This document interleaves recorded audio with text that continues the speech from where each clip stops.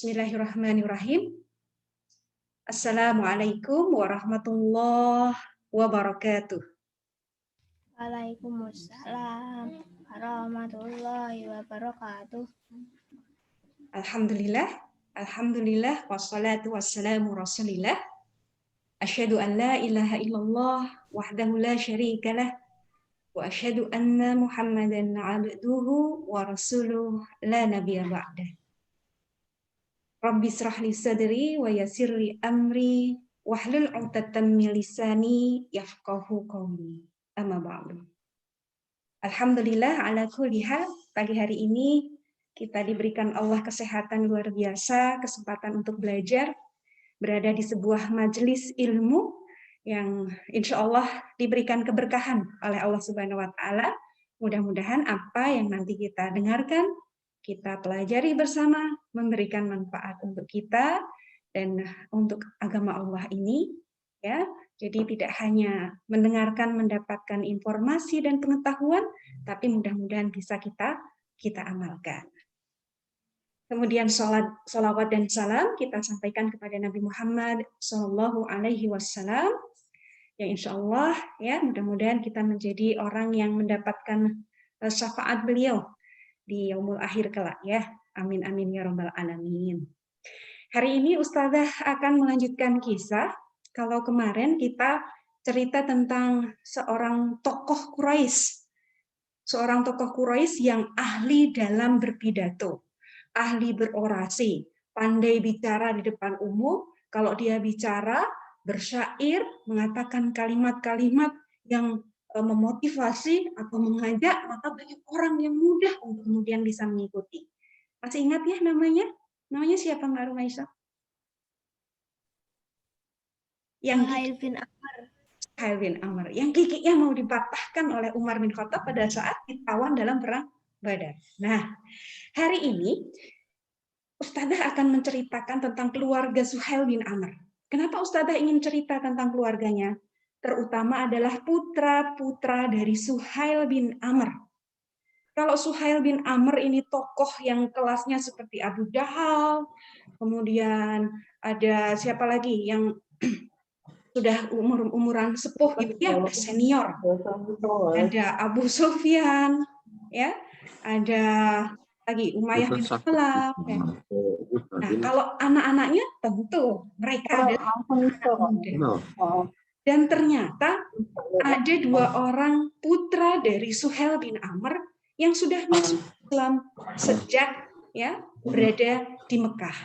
Jadi sebelum hijrah ke Madinah pun putra-putra Suhail bin Amr sudah masuk Islam. Bahkan mereka awal-awalnya itu masih merahasiakan keislaman mereka terhadap ayahnya. Karena ayahnya ikut juga memusuhi Islam, ya ikut juga menyiksa dan mengintimidasi kaum muslimin di Mekah. Maka mereka masih merahasiakan. Nah, sebelum Ustazah ceritakan itu, Ustazah akan menyampaikan terlebih dahulu ketika Suhail bin Amr waktu itu melakukan perjanjian dengan Rasulullah Muhammad SAW di Hudaybiyah, ya, ketika kaum muslimin rombongan ini mau melakukan umroh ke Mekah, tapi dihalang-halangi tidak boleh. Dikirim utusan, kemudian utusan itu berkali-kali datang gonta-ganti, tapi juga tidak ada kesepakatan. Maka yang diutus adalah Suhail. Nah, dengan datangnya Suhail, maka kemudian terjadi sebuah kesepakatan antara kaum muslimin dan juga orang-orang Quraisy. Apa yang disepakati di sana? Ya, di antaranya adalah mereka bersepakat untuk melakukan gencatan senjata. Apa itu ya gencatan senjata? Apakah senjata dibuat mainan, dijungkat-jungkit begitu? Bukan ya. Gencatan senjata itu artinya mereka berdamai. Mereka berdamai, tidak ada perang selama 10 tahun. Jadi kalau sebelumnya kan ada perang Badar, ada perang Uhud, ada perang Ahzab, dan ada syariah-syariah atau ekspedisi militer yang lain. Ya, kemudian ketika tahun 6 Hijriah, ya terjadi perjanjian Hudaybiyah. Setelah itu berarti ada kesepakatan kaum muslimin dengan orang-orang kafir Quraisy tidak akan saling menyerang. Mereka tidak akan berperang. Karena perang itu menghabiskan begitu banyak harta, menghabiskan nyawa. Ya, jadi itu membuat berat sekali kondisinya, baik bagi kaum muslimin ataupun orang-orang kafir Quraisy. Maka ketika mereka sudah kehabisan bekal, mereka sudah tidak punya lagi persediaan harta untuk membiayai perang, mereka menginginkan adanya gencatan senjata atau perdamaian. Nah, kalau mau damai ya kita sih senang-senang saja ya, tapi ternyata di dalam perjanjian itu ada hal-hal yang disepakati, tetapi nampaknya kok tidak adil begitu ya, merugikan kaum muslimin, menguntungkan orang Quraisy. Apa itu? Salah satu isi perjanjian itu adalah kalau ada orang-orang dari Mekah, mereka masuk Islam, kemudian mereka keluar ke Madinah, ya bergabung bersama kaum muslimin, mereka harus dikembalikan oleh kalau tidak ada izin dari keluarganya. Tapi kalau ada orang Madinah, Muslim, kemudian mereka murtad, keluar agama Islam dan kemudian pindah lagi ke Mekah, maka orang-orang Muslim tidak boleh menghalangi. Nah, kira-kira ini adil nggak? Kayaknya sih nggak adil. Tapi lihat, ya kemungkinan untuk kaum muslimin murtad itu juga kecil sekali. Karena ini generasi para sahabat itu adalah generasi terbaik yang mereka keimanannya sangat kokoh. Hampir-hampir mereka tidak akan pernah terlintas untuk keluar dari agama Islam. Jadi Rasulullah juga tidak perlu khawatir tentang itu, maka beliau juga menyetujui. Nah, ketika perjanjian itu sudah diputuskan, sudah disepakati bersama, maka Suhail bin Amr ini ya tiba-tiba mendengar ada suara di Hudaybiyah. Suara apa itu? Suara seorang laki-laki, pemuda laki-laki yang dia sudah terseok-seok, sangat lelah, seperti baru saja melakukan perjalanan yang sulit. Nah, dia berteriak-teriak ya untuk meminta perlindungan kepada kaum muslimin. Wahai kaum muslimin, lindungilah aku. Ya, suara itu nampak tidak asing bagi Suhail. Dan ternyata ketika dilihat keluar dari tenda, yang dilihat itu adalah putranya Suhail bin Amr yang bernama Abu Jandal. Siapa namanya? Abu Jandal. Nah, Abu Jandal ini dia dengan kakinya yang masih dirantai begitu ya, seperti diikat gitu ya, supaya tidak bisa kemana-mana. Karena Abu Jandal itu ternyata beliau dikurung di Mekah, tidak boleh pergi, apalagi hijrah ke Madinah. Karena Abu Jandal sudah masuk Islam lebih dahulu ketika berada di Mekah dan dikurung oleh ayahnya, yaitu Suhail bin Amr. Ketika kemudian dia berusaha bebas melepaskan diri dari kurungannya sampai di Hudaybiyah, dia meminta perlindungan kaum muslimin. Tapi pada saat itu kan perjanjian sudah disepakati, ya. Jadi kalau ada orang Mekah yang kemudian masuk Islam dan pindah ke Madinah, setelah perjanjian itu dia harus dikembalikan. Intinya tidak boleh masuk Madinah dan bergabung dengan kaum muslimin. Maka Suhail bin Amr meminta kepada Rasulullah, wahai Muhammad, aku menginginkan bahwa orang pertama yang akan aku tuntut dari perjanjian ini adalah putraku, Abu Jandal. Nah, Abu Jandal tidak boleh bergabung dengan kaum muslimin. Padahal dia sudah bersusah payah untuk bisa kabur, untuk bisa lari dari kurungan ayahnya di Mekah. Dan akhirnya Rasulullah Shallallahu Alaihi Wasallam, beliau sebagai seorang pemimpin yang menepati janji, maka beliau tidak pernah akan melanggar perjanjian tadi. Sehingga Abu Jandal pun terpaksa ya tidak bisa dilindungi kaum muslimin untuk kemudian tetap berada bersama kaum muslimin. Dia harus kembali bersama sang ayah, yaitu Suhail bin Amr tadi. Nah, ketika kemudian Abu Jandal ya meminta tolong, ya memohon-mohon, tolong aku, apakah kalian akan membiarkanku untuk kemudian tinggal bersama orang-orang musyrikin ini? Abu Jandal merasakan betapa sedihnya dirinya ketika tidak bisa bergabung dengan kaum muslimin, padahal di situ sudah ada Rasulullah dan juga para sahabat. Ya, sedih luar biasa. Tapi Rasulullah Shallallahu Alaihi Wasallam berkata kepada Abu Jandal, wahai Abu Jandal, bersabarlah dan tabahlah dirimu. Allah pasti akan memberikan jalan keluar. Nah, ternyata benar anak-anak. Allah Subhanahu wa taala tidak membiarkan orang-orang yang lemah, ya, orang-orang yang berada dalam kesulitan kemudian terkungkung pada masalahnya. Selama orang itu menginginkan ada perubahan, menginginkan untuk kemudian melakukan perbaikan, berusaha dengan gigih dan tetap teguh dalam keyakinan agama Islam dengan iman mereka, maka Allah berikan jalan keluar. Ya, akhirnya Abu Jandal tadi dia bisa lepas dari kurungan ayahnya, ya, di Mekah, tapi dia tidak bisa datang ke Madinah karena perjanjian Hudaybiyah tadi, ya. Jadi tidak boleh datang ke Madinah bergabung dengan kaum muslimin. Maka akhirnya dia kemudian pergi keluar dari Mekah menuju ke pesisir pantai. Kalau masih ingat di dalam peta Jazirah Arab, ya, sebelah barat kan ada pantai, ada laut, ya, berarti kan ada pantainya. Nah, tinggalnya di daerah situ, ya. Dari Mekah menuju ke Madinah itu juga bisa berjalan melalui jalan di pesisir pantai. Jadi Abu Jandal datang ke sana, dia tidak mau tinggal di Mekah, tapi tidak bisa untuk tinggal di Madinah.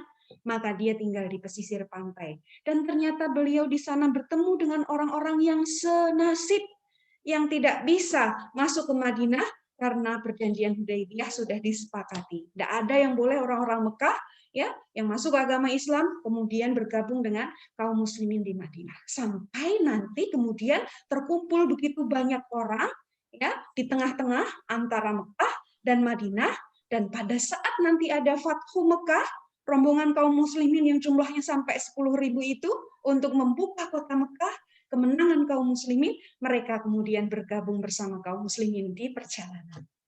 Masya Allah, ini hikmah yang luar biasa ya anak-anak. Berkat sabarnya seorang Abu Jandal, ketabahan mereka, mereka menerima ketentuan dari Allah dan Rasul-Nya, mereka tetap menjaga perjanjian, tidak ingkar, tidak berkhianat, ya. Ternyata Allah berikan jalan keluar yang tidak disangka-sangka. Nah, kita pun demikian. Kalau kita ini sedang dalam permasalahan, tidak mungkin Allah memberikan masalah, ya, yang melebihi dari kemampuan kita. Pasti kita akan mampu menjalankan itu, pasti kita akan mampu menghadapinya, dan insya Allah akan diberikan jalan keluar yang mudah. Nah, ini putra pertama dari Suhail, ya, namanya siapa? Abu Jandal, namanya Abu Jandal. Nah, ternyata Suhail tidak hanya punya satu orang putra yang masuk Islam juga. Ternyata ada juga saudaranya Abu Jandal yang bernama Abdullah. Namanya siapa? Abdullah. Ya, jadi nama Abdullah, ya, di masa jahiliyah itu sudah ada, ya, karena orang-orang kafir Quraisy pun mereka mengakui adanya Allah, tetapi mereka menyekutukan Allah dengan siapa? Dengan berhala-berhala. Ya. Nah, kemudian ini ceritanya Abdullah ini juga anak yang sebetulnya dia anak yang sangat baik, tapi karakter atau sifatnya agak sedikit berbeda dengan Abu Jandal. Kalau Abdullah ini orangnya yang speak up, yang bisa terus terang, walaupun pahit. Tapi kalau kemudian dia harus menerima resiko juga. Kalau Abu Jandal ini juga orangnya baik, ya. Bahkan dia juga masuk Islam di awal-awal dakwah Rasulullah di Mekah. Tapi dia orangnya itu sangat, hatinya terlalu lembut sekali. Ya, bahkan kemudian dia tidak berani mengatakan kalau dirinya ini seorang Muslim karena khawatir ayahnya akan marah. Nah, kekhawatiran seperti ini tidak pada tempatnya karena dia, ya, mengedepankan makhluk dibandingkan sang Khalik. Ya, dia takut kalau makhluk, yaitu ayahnya ini, manusia ini marah, ya, padahal yang seharusnya dia takuti adalah Allah Subhanahu wa taala. Nah, kita juga begitu. Kita harus taat patuh kepada orang tua selama apa yang diperintahkan oleh orang tua kita ini adalah sesuatu yang sesuai dengan syariat atau tuntunan dari agama Islam sesuai dengan perintah Allah Subhanahu wa taala. Tapi kalau ada orang, biarpun itu dia orang tua kita atau orang yang kemudian memiliki kekuasaan menyuruh kita melakukan sesuatu yang tidak disukai oleh Allah Subhanahu wa taala, kita harus menolaknya. Ya, kita tidak boleh taat, kita tidak boleh patuh, bahkan kita jangan sampai merasa karena tidak enak nih, ya sudah dilakukan aja ya. Misalnya karena nggak enak ya disuruh ini apa oleh orang yang berpengaruh gitu ya. Oh, ini misalnya ada kepala desa atau mungkin Pak RT-nya. Pokoknya di sini karena di sini yang tinggal adalah orang Muslim dan orang Nasrani. Jadi kalau pas lebarannya orang Nasrani, hari Natal, semua harus mengucapkan selamat hari raya Natal begitu ya. Nah, boleh enggak? Enggak boleh. Biarpun yang menyuruh kita adalah Pak RT-nya, pemimpin dari lingkungan rumah kita. Nah, itu tidak boleh. Ya, jadi kita tetap harus mengedepankan, mengutamakan apa yang Allah perintahkan, bukan karena kita takut kepada makhluk atau manusia. Begitu ya. Nah, Abdullah bin Suhail, ya ini berarti saudaranya Abu Jandal tadi, ya Abu Jandal tadi kan dia dikurung. Ternyata Abdullah ini juga dikurung. Nah, sebetulnya Abdullah ini masuk Islam, Abu Jandal juga masuk Islam di awal-awal dakwah Rasulullah di Mekah. Karena Abu Jandal ini malu, dia hatinya sangat lembut, dia khawatir ayahnya marah karena dia masuk Islam, dia diam, dia tidak ngomong. Tapi Abdullah dia ngomong sama ayahnya. Suhail tadi kan suka mengganggu, suka mengintimidasi, suka menyakiti kaum muslimin. Ya, mereka dipaksa untuk keluar dari Islam. Tapi dia lupa, dia tidak perhatikan anaknya. 2 orang anaknya sudah masuk Islam lebih dahulu. Dan dia tidak tahu. Ketika Abdullah mengatakan kepada ayahnya, "Wahai ayah, sesungguhnya aku telah mengikuti agama Muhammad." Maka saat itu betul-betul Suhail bin Amr ini marah. Ya, Suhail ini marah luar biasa, anak-anak. Suhail marah, kemudian tidak mengakui Abdullah sebagai putranya, kemudian Abdullah diusir. "Keluar kamu! Kau bukan anakku lagi. Aku tidak akan bisa menerima engkau telah mengikuti agama Muhammad." Suhail marah. Maka kemudian Abdullah pergi dari rumahnya, dan pada saat itu, di tahun ke-5 atau ke-6 kenabian, para sahabat diperintahkan Rasulullah untuk hijrah ke Habasyah. Habasyah negerinya siapa, anak-anak? Negerinya siapa Habasyah? Ada yang masih ingat Habasyah? Kalau di peta ada di mana? Di Jazirah Arab, ini Laut Merah. Habasyah ada di mana? Di sini nih, ya, di Afrika. Ya, itu negaranya siapa? Najasyi, barakallah. Najasyi, ya, Najasyi Ashamah yang oleh Rasulullah SAW disebutkan sebagai raja yang adil dan bijaksana. Kaum muslimin kemudian berangkat menuju Habasyah dan Abdullah juga ikut serta di sana. Nah, pada tahun berikutnya kaum muslimin mendengarkan suatu kabar bahwa orang-orang kafir Quraisy mereka berbondong-bondong masuk Islam. Ternyata kabar yang didengar itu hoax, ya. Ternyata itu salah. Karena dari Mekah ke Habasyah itu jauh. Tidak seperti sekarang, media itu mudah ya kita kemudian mengetahui kabar dalam waktu singkat. Kalau dulu jauh ya mau ngirim kabar dengan mengirimkan dengan naik kuda atau jalan kaki, naik kapal, kan jauh sekali dan lama. Dan bisa jadi kabar yang didengar itu keliru. Dan benar saja pada saat orang-orang kaum muslimin di Habasyah mendengar berita bahwa kaum muslim orang-orang Quraisy itu kafir Quraisy itu masuk Islam, mereka juga pulang. Ternyata salah. Sebagian ada yang kembali ke Habasyah, yang lainnya tetap ada pulang ke Mekah. Dan Abdullah pulang ke Mekah. Ketika Abdullah pulang ke Mekah, ayahnya tahu, Suhail ini ngerti. Ini Abdullah katanya sudah sampai di Mekah. Suruh dia datang kemari. Katakan saja kepadanya bahwa kita keluarganya ingin mendengarkan tentang Islam dari mulutnya. Ternyata Suhail ini membuat strategi. Dia membuat taktik yang licik supaya Abdullah pulang ke rumah. Ya, sebetulnya Abdullah ini cuma mau ditangkap. Ya, ditangkap kemudian dikurung, dipasung, diikat kakinya, dirantai supaya dia tidak kemana-mana dan membuat malu ayahnya. Ayahnya kan pemuka Quraisy ya. Kalau anaknya masuk Islam padahal dia menghalangi orang lain masuk Islam, dia jadi sangat malu. Maka dia membohongi Abdullah untuk datang ke rumah ya. Kalau Abdullah kan ya mau saja ya berdakwah dengan keluarganya, menyampaikan Islam seperti apa yang diajarkan Rasulullah. Tapi ternyata dia dibohongi. Dia diundang untuk datang bukan untuk berdakwah, tetapi dia diundang untuk ditangkap. Nah, pada saat itu Abdullah ditangkap oleh ayahnya dan dikurung. Nah, karena Abdullah ditangkap, maka Abu Jandal barulah menyampaikan kepada ayahnya. Ia marah. Wahai ayah, kenapa Abdullah dikurung? Bukankah engkau tahu kalau aku pun juga sudah mengikuti agama Muhammad? Wah, sekalian Abdullah ditangkap dikurung, Abu Jandal juga dikurung. Ya, jadi dua-duanya ini saudara ya, kakak beradik ini dua-duanya hanya karena menegakkan kalimat Allah, dia mengimani Allah dan Rasulnya, mereka dikurung, disekap di sebuah ruangan di keluarga Suhail. Sampai lama, bahkan kaum muslimin hijrah ke Madinah, mereka berdua masih dikurung, anak-anak. Coba bayangkan nih, anak-anak kalau disuruh di rumah terus bosan nggak? Ya, selama corona di rumah terus ngapain? Lama-lama bosan ya? Bosan ya, mau ngapain? Bayangkan, ini Abdullah dengan saudaranya Abu Jandal, dua orang, selain dikurung di ruangan yang sempit, ya, dia juga diikat kakinya. Loh, gimana? Kalau kita kan nggak diikat ya, sama Abi Uminya kan dibiarin ya, mau main, mau belajar, mau tidur, mau ngaji, mau kegiatan apapun bisa dilakukan di rumah. Bahkan belajar saja seperti ini di rumah nih anak-anak ya. Tapi kalau Abdullah dengan Abu Jandal, mereka tidak bisa berkomunikasi. Mereka tidak bisa melakukan aktivitas apapun selain kemudian berdiam diri di dalam ruangan tempat mereka disekap. Diikat itu kakinya supaya tidak kabur. Ya. Sampai mereka tidak bisa ikut hijrah ke Madinah.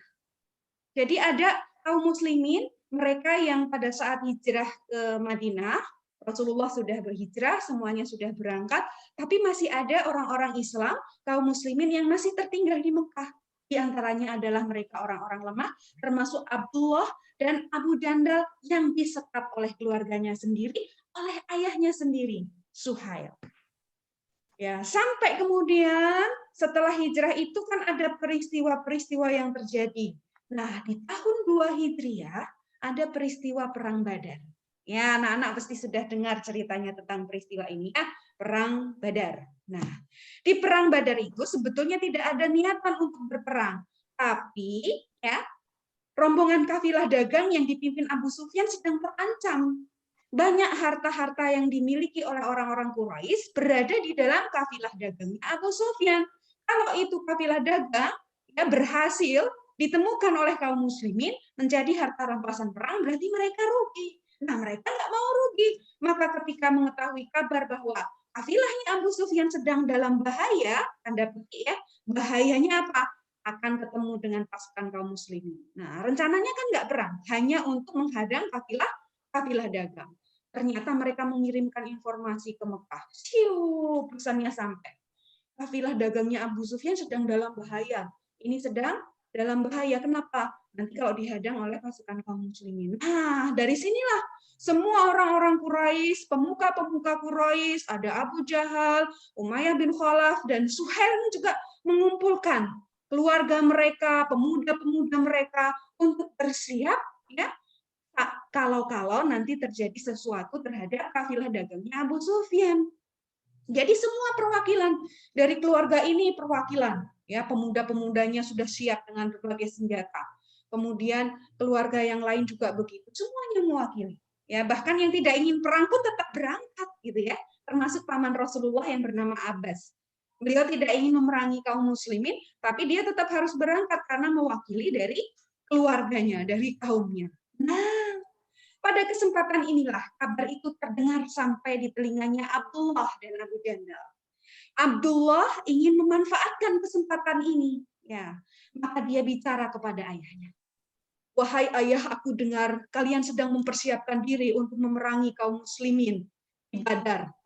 Kalau begitu izinkan aku ikut bersamamu, ikut bersama untuk membelamu dan juga membela kaum kita. Abdullah membuat strategi supaya diizinkan ikut pergi ke Badar. Dilepaskan tali kekang di kakinya, dikeluarkan dari sekapannya, dan ikut bersama-sama pasukan Quraisy. Tapi ayahnya percaya enggak, Suhail? Suhail ini orang cerdas ya, orang pinter, hanya saja pada saat itu dia belum mendapatkan hidayah iman, belum mendapatkan hidayah Islam itu. Suhail cerdas, dia tahu anaknya itu adalah orang yang teguh pendiriannya. Nggak mungkin dia itu pelin-pelan. Kemarin masuk Islam, sekarang mau keluar. Kemarin bela Muhammad, sekarang kemudian mau memerangi Muhammad Shallallahu Alaihi Wasallam. Tidak akan seperti itu. Maka ayahnya ragu-ragu. Maka karena tahu ayahnya ragu-ragu, Abdullah itu mulai meyakinkan lagi. Dia menyampaikan kalimat-kalimat yang manis supaya ayahnya itu percaya. Wahai ayah, ayolah, aku sudah berubah. Aku akan membelamu dan kaummu. Aku akan memerangi kaum muslimin dan Muhammad. Abdullah berpura-pura supaya ayahnya percaya. Padahal ini kalau di dalam perang namanya strategi ya anak-anak ya. Nah, tipu muslihat, itu hanya boleh di peperangan. Ya.